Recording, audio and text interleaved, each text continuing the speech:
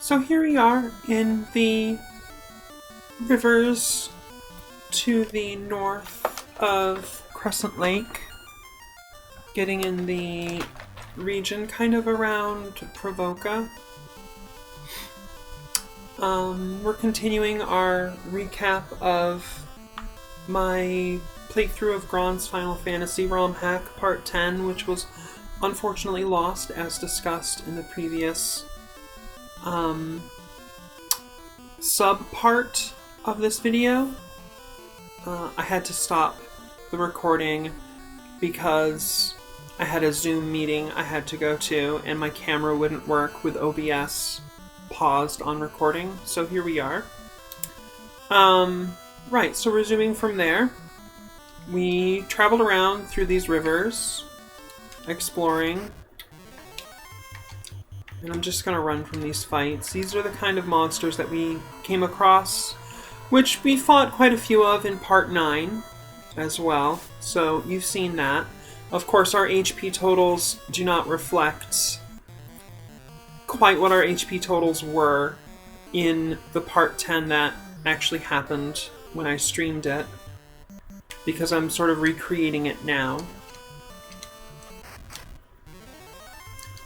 But yeah, you know, you've got Ordeals here. Oh, that's one thing that we lost, was I did some research between Part 9 and Part 10, and I found out that these green tentacly monsters are, their names are pronounced Odiug.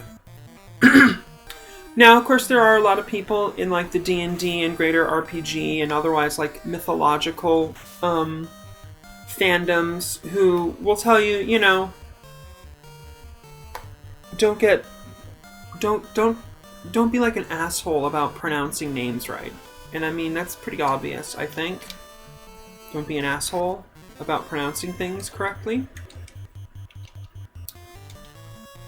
Oh, Joko's poisoned.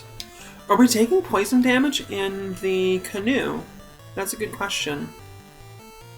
Not that it matters that much to me, since I'm not really playing right now. We're just doing a recreation, basically. So we're at 402. Now I'm kind of curious. Now we know that Hydra's, or no, the Odiug does poison damage. So 402. Huh. You don't take poison damage while you're in the canoe, apparently. I don't know if that is a glitch, or if it was that way in vanilla.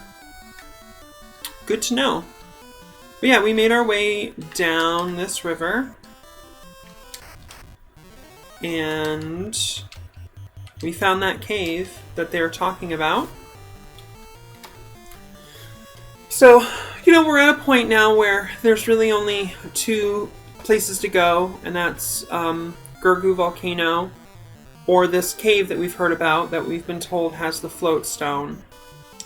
And I want to pursue that line of everything. So I decided to check out this cave. And my thinking kind of was like, maybe it was just kind of an interior location, kind of like Matoya's cave home. You know, there's no monsters, there's no encounters there. It's just a place.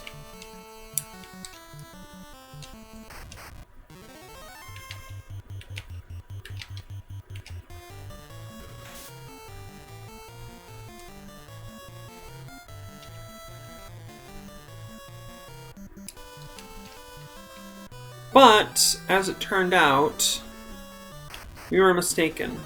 Now, the first fight that we had here was actually some kind of, I think it was a white dragon, and we were like, wow, a white dragon. But here are some enemies that we found. These are wraiths. These are another palette swap of some enemies that we faced before.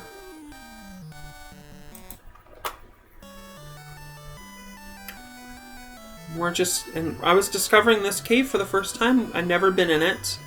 This was a Part 10 new entry. Another pack of 5 wraiths, okay.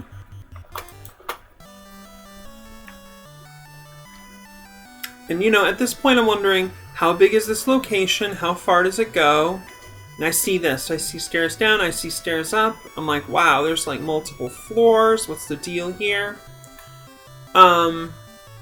Because, you know, we've gone inside a mountain, basically. So those floors up, I'm thinking, go up to an upper floor of this ice cavern cave.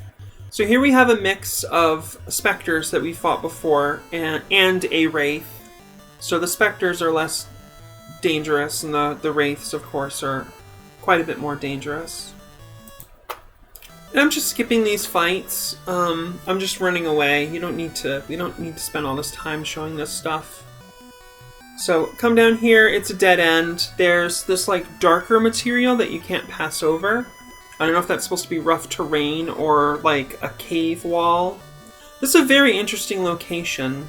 What I found out later when I came here is that this place is called the Ice Cavern. And yet it seems partially constructed.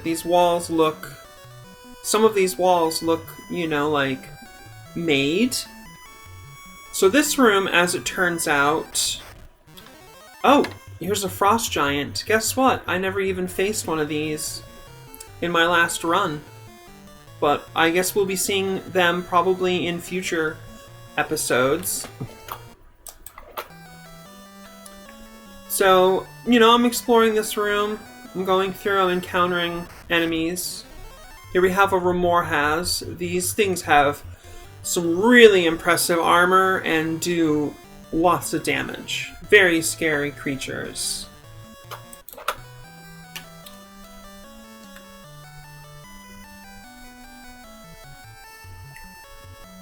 Long hallways here. So I will tell you, just to simplify, this room, this floor that we're on right now, is actually a square. There's nothing over down the other hallways. I did explore those in the stream yesterday, but we don't need to do that today. We'll just go down these stairs here. Interesting choice. Stairs go down, stairs go up. Okay, here we are.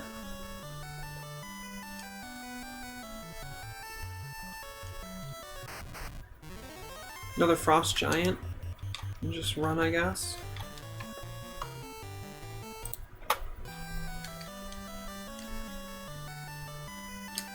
Come in here. So I see chests and I see strange things on the ground that I've never seen before. So this makes me think back to some of the locations we've been to before. Like, I'm thinking of like the Earth Cave, where there were areas on the ground that when you walked over them, they would just do damage to you. So I'm like, okay, I wonder what this will do, right? And I want to get to these chests, so I walk over them. And no, it is apparently a hole in the ground that drops you down here. Here's another interesting set of monsters. We've got a couple wights as well as ghasts. We've seen ghasts before with specters and wraiths. You know, and this is the kind of fight where I would, without hesitation, probably break out some of Iki's higher level black spells, since there's so many of them and everything. So we're seeing what appears to be a new kind of tile set, and I would say that looks like a palette swap of the new kind of ocean terrain tile that they've added for this romhack. Maybe it was actually created for a different romhack. Sometimes that happens in the romhacking community. People share assets and stuff. So I'm looking at that and I'm like, okay, wonder what that does, right? Okay, you see there's like a damage kind of animation happening here. Alright, so look at Keika, 459. That's 5 damage. Joko's at 348. Yeah, so every one of these is doing 5 damage to each of our team members. And I imagine this is supposed to be like freezing water, since we're in an ice cavern and all. So came in here, we opened these chests. There's nothing in them now anymore, of course. Got into a good fight here. This is a white dragon. And I'll just fight it a bit so you can see kind of what it does. See if we can get some attacks out of it before it's killed. it's dead. So yeah, you know, Joko's got that, like, dragon claw and the burning fist, and she's really powerful. I'm not going to save any of this experience, by the way. I made a backup copy of the game, and if necessary, and I'm just going to try to remember not to save the game anytime during this recreation video. So, yeah, we start finding items down here. Some cool stuff. Yeah, good time to cast. Healara. Definitely. Good. You know, over there, there's actually nothing. Here's a Remoras. Maybe you can see what kind of damage these things do when they hit. I mean, they hit Keika for like 45 damage. Something huge. It's wicked bad.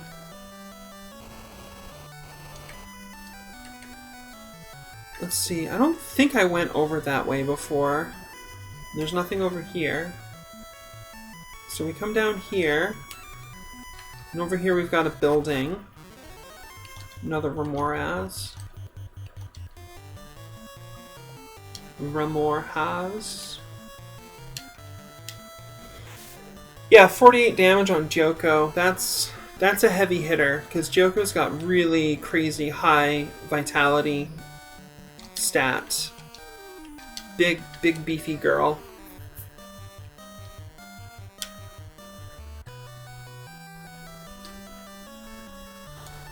We came in here, and as I recall, this room was full of gold. Like, all those chests just had amounts of gold in them. And then over here, I think there's a fight. Yeah, 5 white wolves. This is dangerous right here. These things, they got that cold breath ability. It's pretty wild. So yeah, we've fought white wolves before quite a lot on the Peninsula of Power. Back in like part 5 or part 6 of my playthrough, so you could see them there. We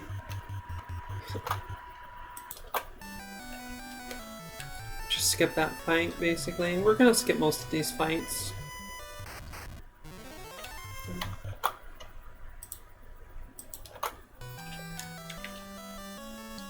Go up some stairs. Here's another room.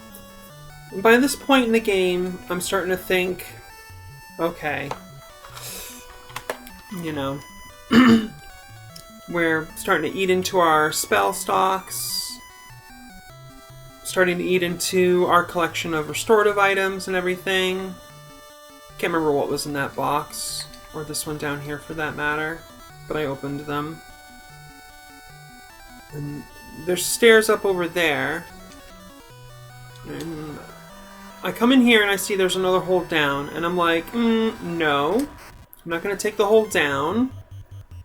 Bloody Bones, I think we fought them before in the game.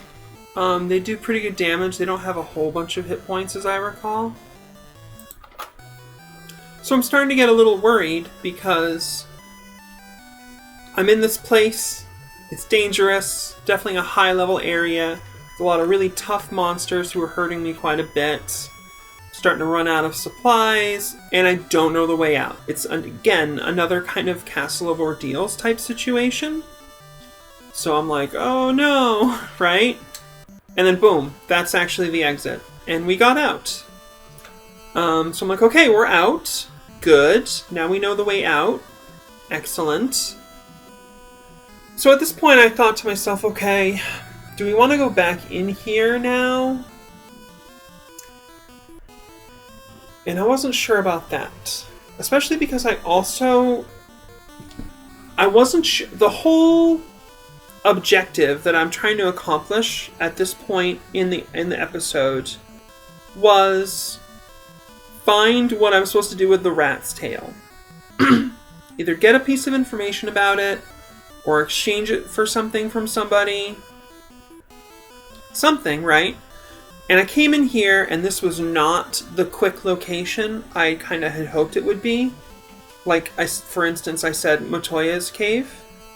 So I think, alright, we're already quite a bit into the episode. I'd been streaming for 2.5 hours or something at that point. The other thing I was hoping to do, because, again, I thought the rat's tail thing would be a quick exchange situation. The other thing I wanted to do was go back into Castle of Ordeals. Because I hadn't gotten everything. I hadn't checked everything out yet. So at this point in yesterday's stream, I decided that is what I would do for the rest of the stream, is we'd go back there and we would check that out. And so I headed back over there. We headed back down the river the way that we came. And we got back to our ship.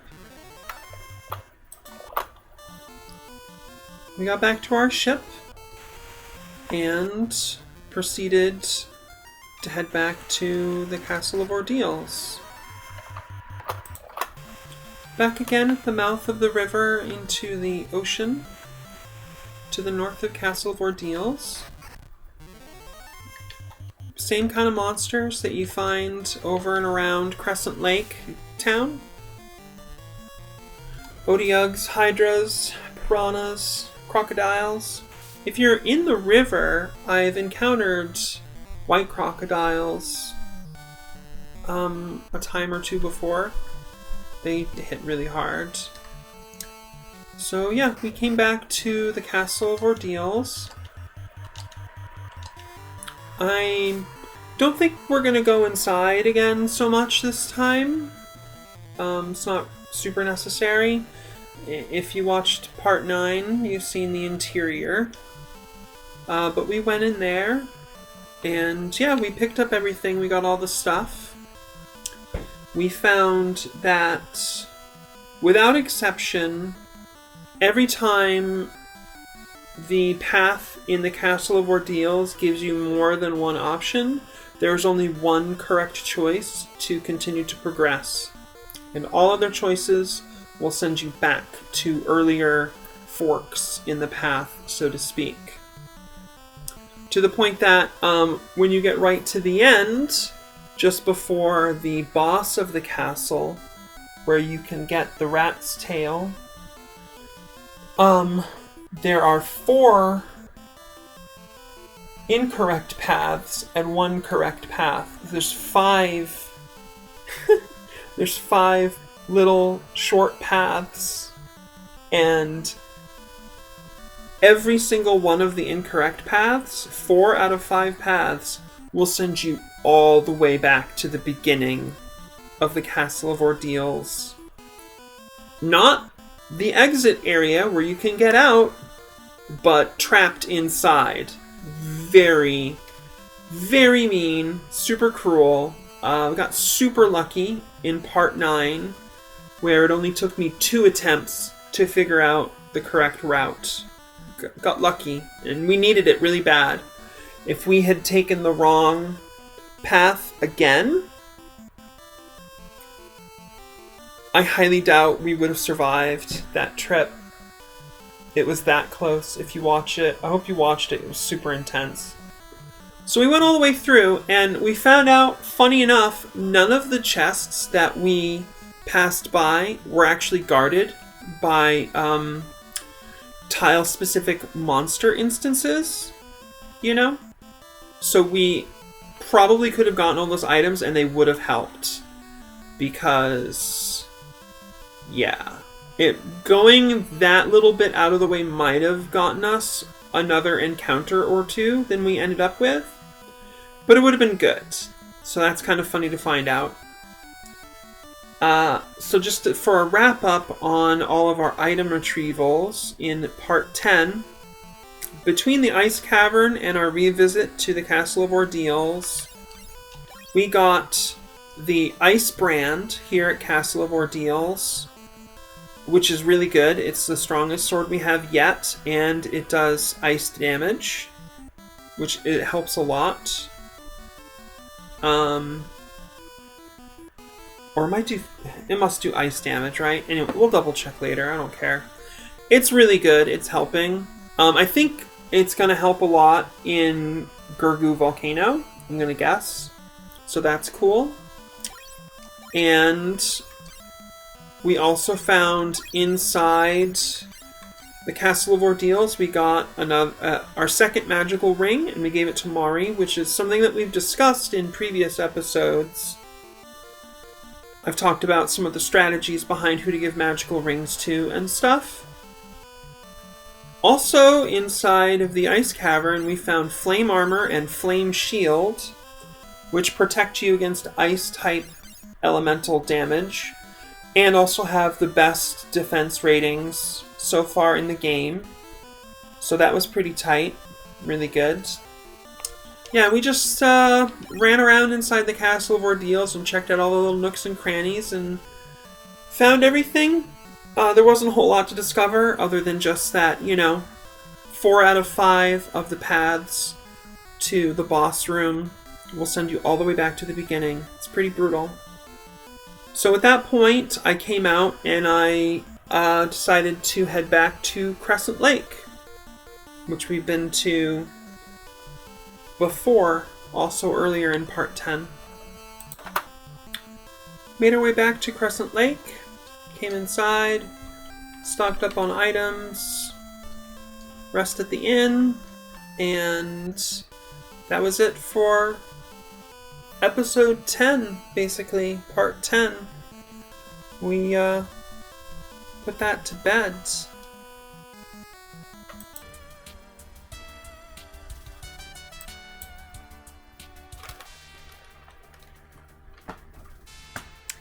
So that's pretty much the roundup of everything that went on in the game, as best as I can kind of recreate it for you. That's where we went, that's the items that we picked up and stuff.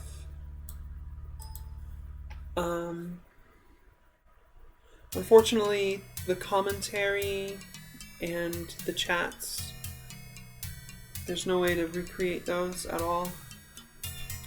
It's just kind of a loss.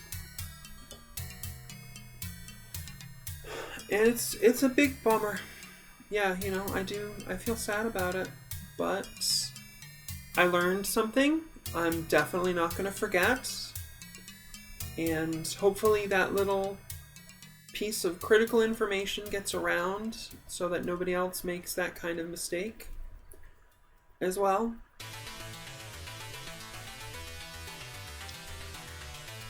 I want to give a shout out to my friends and viewers and members of my Discord community who came by and hang out, watch the stream, chat, make everything so much more lively and interesting. Y'all really add a very different and much more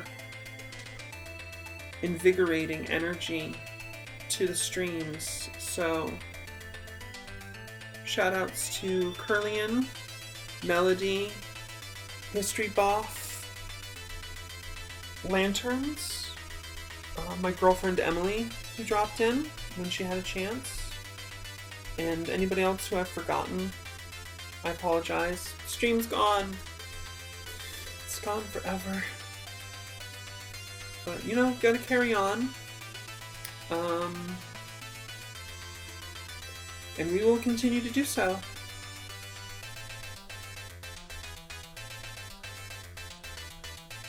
I'll get back and do Grond's Final Fantasy Romhack Part 11 soon.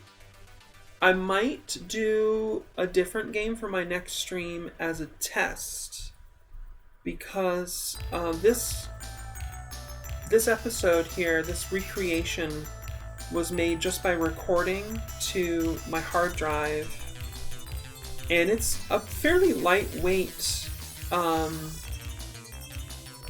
file quality that still looks pretty good for what I do anyway.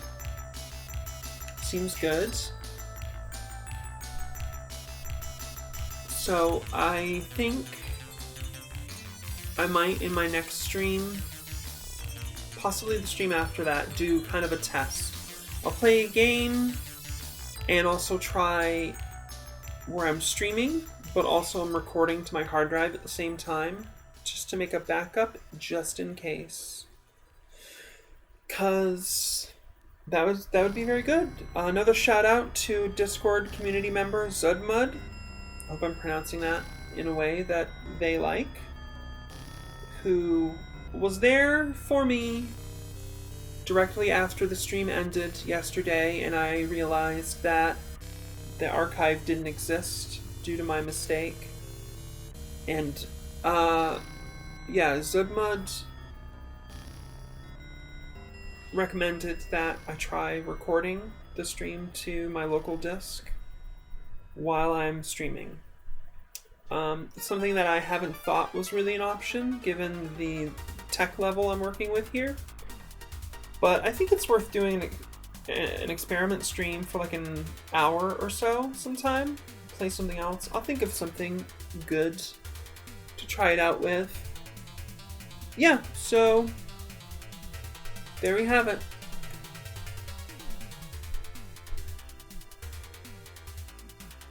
Thanks for watching. I appreciate you watching the stream all the time, watching the videos. And if you enjoy them, I recommend just something to you might like to do. Following on Twitch, subscribing on YouTube. You can hit that bell icon. You'll always get a notification when I go live or when a new video drops. I have a Not Safe for Work Twitter account as well. Might be worth following if that works for you, NSFW. Patreon is patreon.com/MissInkNoir. And I've got my Discord community. There's no publicly available invites yet currently, but if you hit me up on Twitch or Twitter or Patreon, definitely on Patreon, I will probably set you up with an invite as long as you don't seem like a jerk, like a total jerk. One of the things that I like to let people know is we try to have a balance between, you know, not quite letting full-blown jerks in the group, but also not having unreasonable expectations of who is going to be in there, because that, you know, that's exhausting. Look at what it does to some of the left tube luminaries, particularly like ContraPoints or Lindsay Ellis, you know. I think that Oliver Thorne, also Philosophy Tube, suffers with that a bit sometimes. Yeah, online celebrity is a hell of a thing, definitely. Yeah, you know, we try to be dialectic about it, not expect people to be perfect, but also have a minimum level of like behavioral guidelines so that there's a reasonable degree of safety for the well-being of both the individuals and the community as a whole. So yeah, hit me up. You can even send me a Discord DM. My username is Inke, INKE, number 2325. Cool. I will see you next time. Until then, take care of yourself, be excellent to others, and smash the fash. Thank you, and keep on keeping on.